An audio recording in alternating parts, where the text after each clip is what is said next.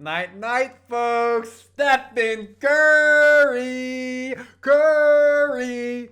Dominating the game, especially the end of the game.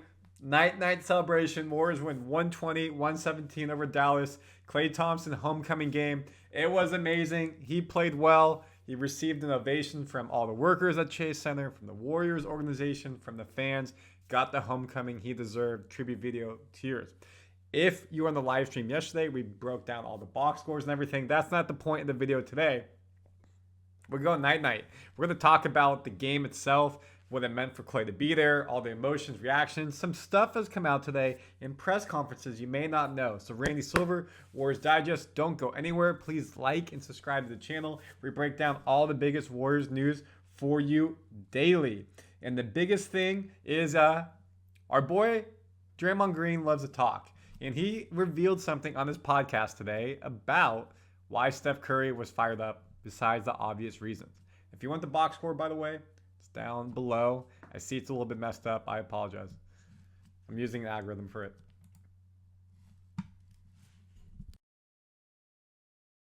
Hey, so I pissed Steph off. He like, yeah. I talked to Klay last night about, he was like, because Steph was supposed to speak before the game. He like, yeah, I called Raymond and told him I'm not speaking. Like, I just need to lock in on the game, so I ain't even speaking. And I talked to Klay about it.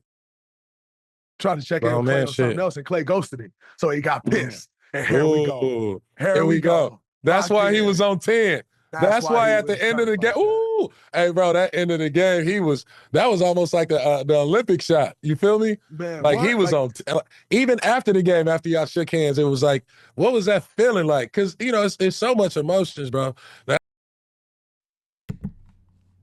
I love that. I love absolutely what he said right there. I mean, Klay ghosted him. You know what? He's on a different team. He owes Warriors nothing. Obviously, we've been emotional with Steph saying something for the game. He was locked in from the jump. They were having a lot of fun. And that's what this Warriors team is doing. I mean, our record right now, we're 8-2. We're 9-2, excuse me. We're either in first or second in the West. Let me just double check. We're in second place in the West. Phoenix is 9-2 as well. We haven't played them yet. And we're doing good.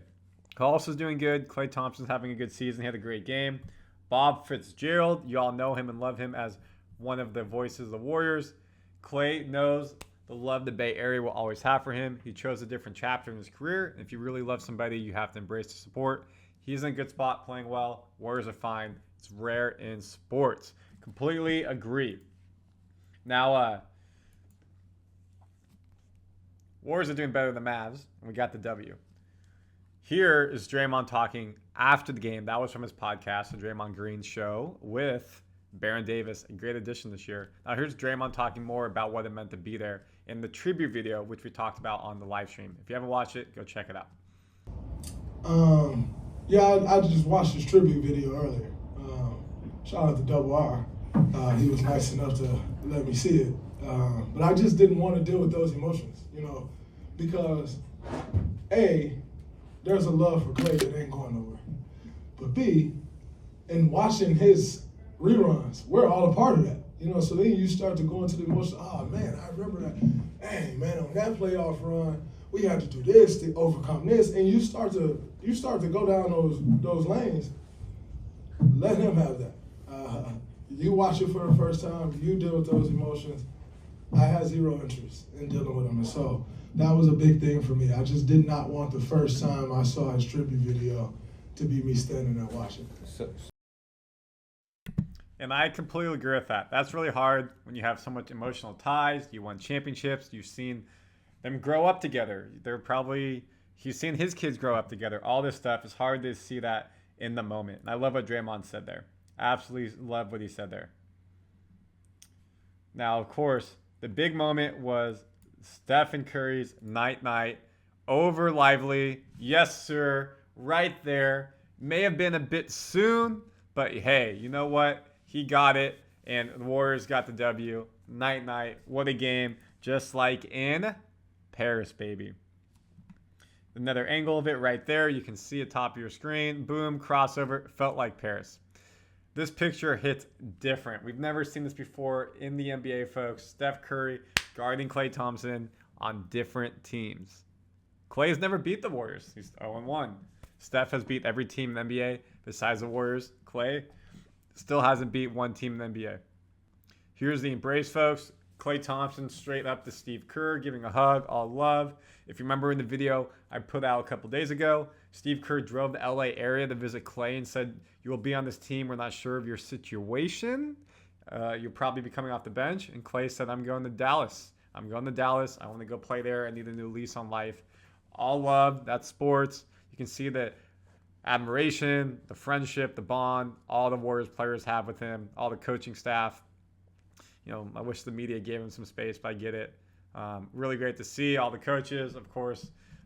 Love Klay to death, and there's no ill will happening at all. So you can see it, what is happening. And then he's saying hi to everybody, and then he walks off the court. As he walks off the court, he's getting a standing ovation, cheering from all the fans. Of course, he wanted the W. It just did not happen. So now, let's hear from the man himself, Klay Thompson. What was it like to play against the Warriors for the first time in his career? How'd you envision tonight in the days leading up to it? How did it compare to the actual experience? I actually didn't really think much of it because I wanted to go in here with an open mind, and it was a really cool experience. I appreciate the fans very much.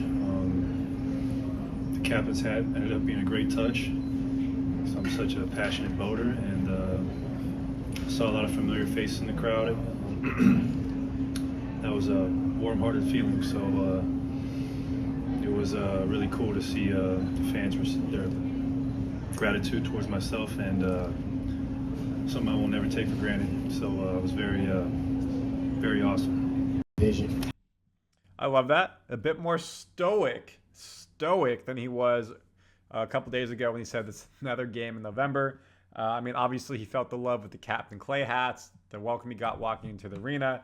Everything in between was just really good.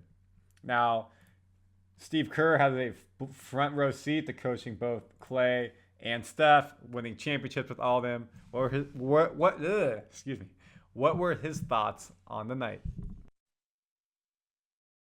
Matched up against him defensively. We did our pregame scout and we went through the matchups, and it's almost surreal saying, "All right, Steph, you got Klay." And Steph smiled as soon as he saw the matchups. He just, I looked over at him and he smiled, kind of shook his head like, "This is weird," So it was a strange night in that regard, but ultimately, it was a great night. Klay hit some big shots and 22 points and made his mark on the game, and obviously we were thrilled to come away with the win, and then to see the emotion in the crowd and the love for Klay was fantastic.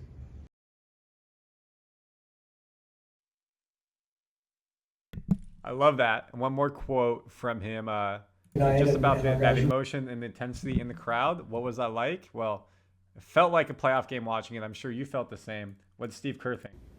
You saw down the stretch, Chris DeMarco said he was playing like it was Game 7 of the finals. That's Draymond. He's the ultimate competitor, and it did feel like a big night. Obviously it was with Klay coming back, and the defending conference champions in the house. So it felt like a big night, and our guys responded.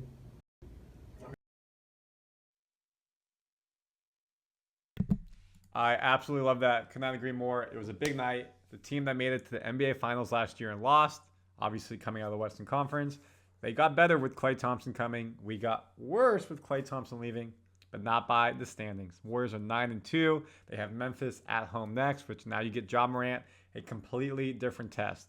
I'm loving this team. I'm loving the strength in numbers. I'm loving the depth. We're still missing some size inside, but Draymond does a really good job at leading the defense. That fourth quarter rotation of Draymond, Wiggins, Steph Curry, and then some variation of Kuminga, Trayce Jackson-Davis, more likely Looney, are doing a great job closing. Maybe Hield if you need some scoring. So we're locking in, folks. Warriors are 9-2, off to a great start that no one decides right here on Warriors Digest expected. Comment your thoughts, subscribe, stay tuned. We got more coming on a daily basis. You know you love it. Please share your thoughts on the videos. Do you like me when I do these quotes and everything? I want to make sure we get Warriors fans involved and everything around the team. See you soon.